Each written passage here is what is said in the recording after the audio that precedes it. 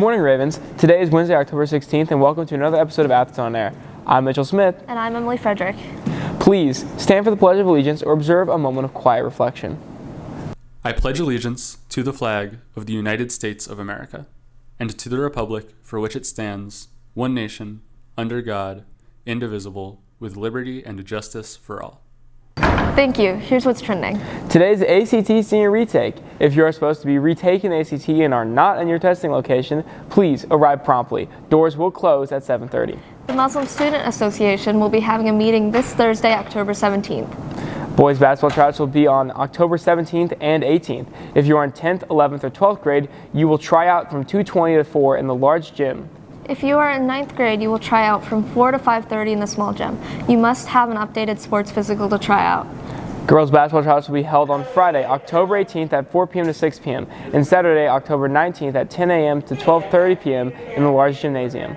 A current sports medical/physical is required before you can participate in the tryouts. You will not be allowed to try out without it. There are new safety protocols being enacted at all JCPS high schools for football games. JCPS schools will enforce the new following entrance criteria that is district-wide. JC policy states that it is effective immediately. All spectators will be wanded before granted entry. Picture ID will be required for all students and adults. This can be a driver's license, school ID, or Infinite Campus screenshot as long as it contains their picture. No backpacks, large bags, small clear bags larger than 12 by 6 by 12 will be allowed.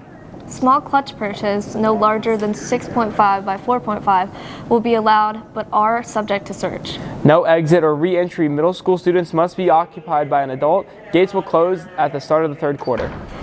Fans will make sure to arrive early to give themselves extra time to make it through the new security screenings.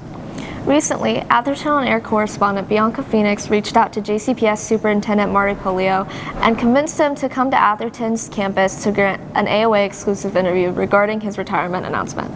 Here's Zaxton Rothberg with more information. On September 27th, Marty Polio, the superintendent for JCPS, announced his retirement effective July 1st, 2025.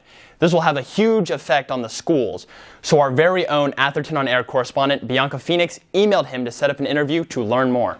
Bianca took a gambit, sending a professional email to Marty Polio requesting his appearance for an interview. To her surprise, he responded quite quickly, agreeing to her request. Bianca and her production team then prepared for the interview.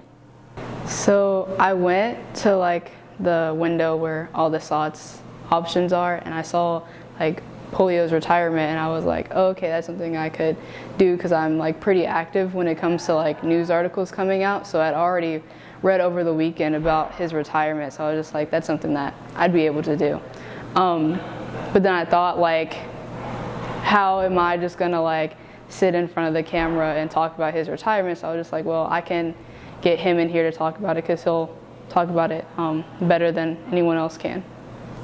Marty Polio, despite being preoccupied as the superintendent for the 29th largest school district in the United States, he made time for the interview because of his enjoyment in interacting with students.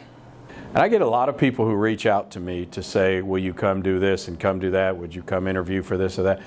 That I just say, I don't know, someone else can do it, or I'll give it to our communications office.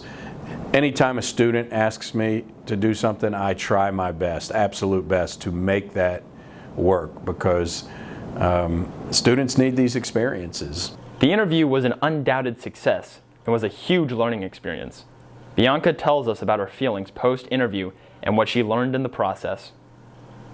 I think the interview went really well. It meant a lot when he was I was a pretty good journalist since it was my first major interview.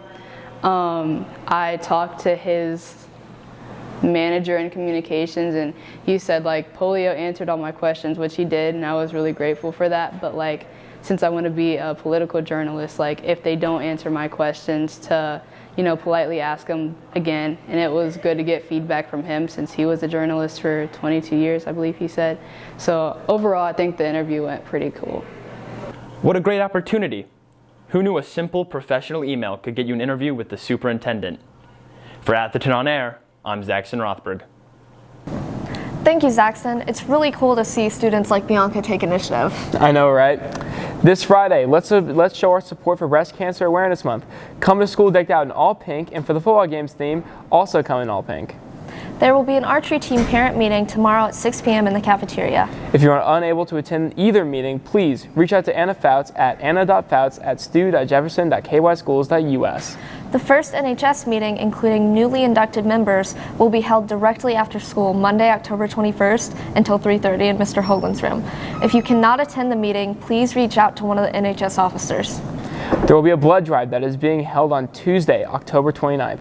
Information is posted in your grade level Google Classroom. Students need to sign up by the 23rd. Now it's time for Trisha with the ACT Word of the Day. Appeal, an attraction or a request.